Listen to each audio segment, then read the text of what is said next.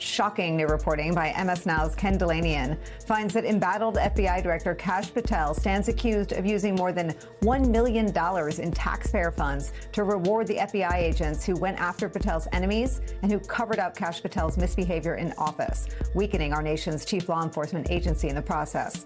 Our Ken Delanian reports this about a letter that ranking member of the House Judiciary Committee, Congressman Jamie Raskin, sent to Kash Patel. It reads, quote, "The letter says the money went to special agents serving on his director's advisory team, which Raskin's letter describes as, quote, a curated group of agents who are willing to carry out your unlawful partisan and personal orders.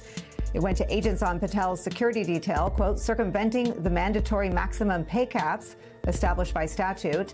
By issuing these side payments, your office may be knowingly breaking the federal law," the letter says. In some cases, nearly 8,000 payments have been made to multiple Nearly $8,000 payments have been made to multiple individuals every 2-week pay period, despite many of the beneficiaries of your selective generosity already maxing out on a federal employee's salary. The letter goes on to say it is unclear exactly how much each of the agents has received, but adds this, quote, "We can confirm that numerous loyalist employees have received at least 5 such payments in consecutive pay periods, amounting to nearly $40,000 per agent. We can also confirm you have depleted this reserve at such a frenzied rate that some of the payments have bounced back from exhausted accounts."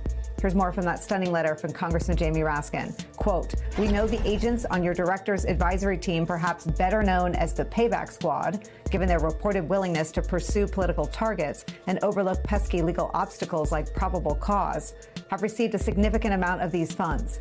These Payback Squad lieutenants have repaid your corrupt generosity by polygraphing FBI employees, including members of your security detail and information technology personnel suspected of not fully participating in the cover-up of your excessive drinking habits and erratic behavior, such as the famous episode in which you locked yourself out of your computer, panicked, and then told staff and allies that you had been fired.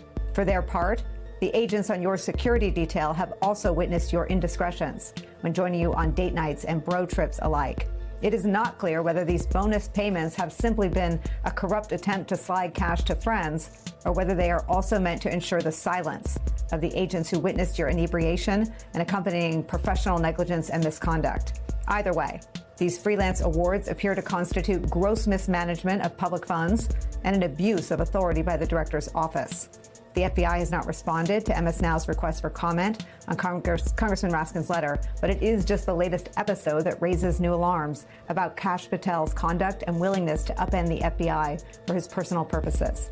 Kash Patel has hollowed out the FBI. He has repeatedly fired agents in key security positions for political purposes, a series of purges which Ken Delanian has called, quote, without precedent in the modern history of the Bureau.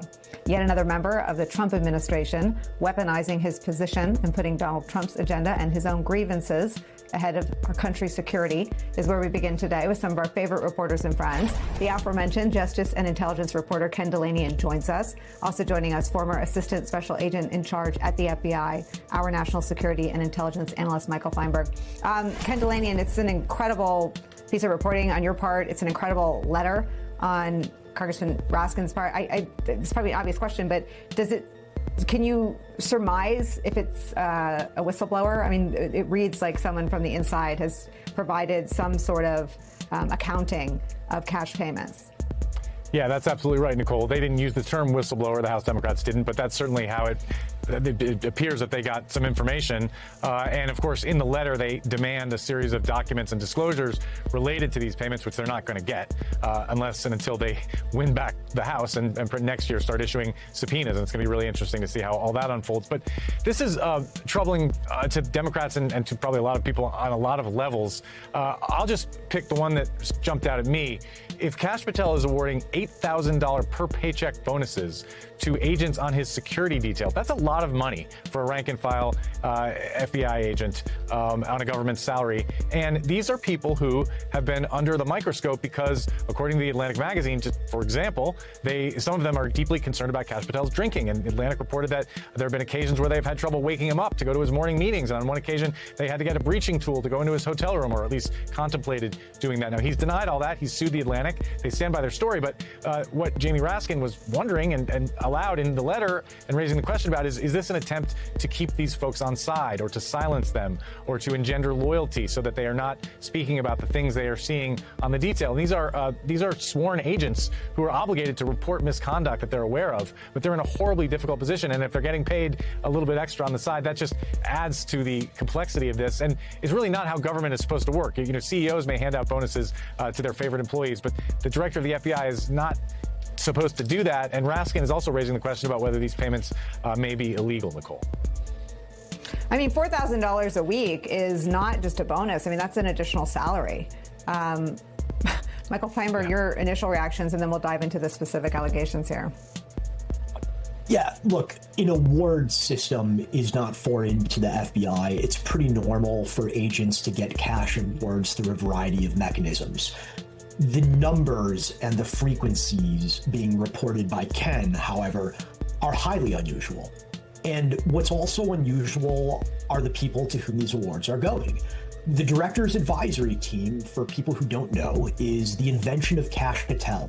It is a rogues gallery of mostly former agents who have been embittered and angry at what they see as the leftward tilt of the organization under Chris Wray. And so Kash Patel has brought back a number of agents who retired or who were fired, who were very active in the MAGA sphere. And he's given them jobs, and he's giving them his personal investigations from what's been reported. One of them was a staffer in Jim Jordan's office. Another was a retired special agent in charge who attempted to help John Durham undermine the Russia investigations of Donald Trump during the first term. These are not normal agents. This is not the normal staff, and these awards are not how the Bureau normally functions. I want to ask you, Ken Dilanian, about this payback squad. The term is throughout Raskin's letter. Are you able to confirm that such a term is used by Patel himself to describe this loyalist sort of squad within the FBI? I mean, that has so many alarming connotations throughout history, throughout the world. It sure does, Nicole. Look, I've not heard that term. That was Notice reporting on that, but it's been pretty obvious that something like a payback squad has existed since the time Kash Patel was sworn into office. I mean, and they've made no secret about it. Todd Blanche has boasted on national television about the fact that Kash Patel has sought to purge every FBI agent who worked on, for example, an investigation of Donald Trump. And, you know, it seems like barely a week or two goes by that Carol Leonnig and I are reporting on the latest political firing inside the FBI. There was another one I heard about today, actually, a senior counterterrorism agent who was fired. And I've said this a million times, we've never seen this in the history of the Bureau. Even in the Hoover days, it wasn't this profound, the extent to which the director of the FBI is using, for personal and political reasons and ideological reasons, going after career public servants for simply doing their jobs, for working on cases that they were assigned to work on. And we know from Brian Driscoll's lawsuit, the lawsuit by former acting director Brian Driscoll and others who were in private meetings with Kash Patel, who essentially said that in order to keep his job, this is one of the things he had to do. He had to fire agents who had gotten crosswise with Donald Trump, FBI officials who had worked on cases that the Trump White House looks disfavorably on. And again, the reason this may be going on at the Department of Agriculture, the reason we're reporting on it so intensively because it's at the FBI is because the FBI is an extremely powerful organization that has a lot of influence on American life, and we rely on it to protect us from terrorist attacks, for example, and complex criminal schemes.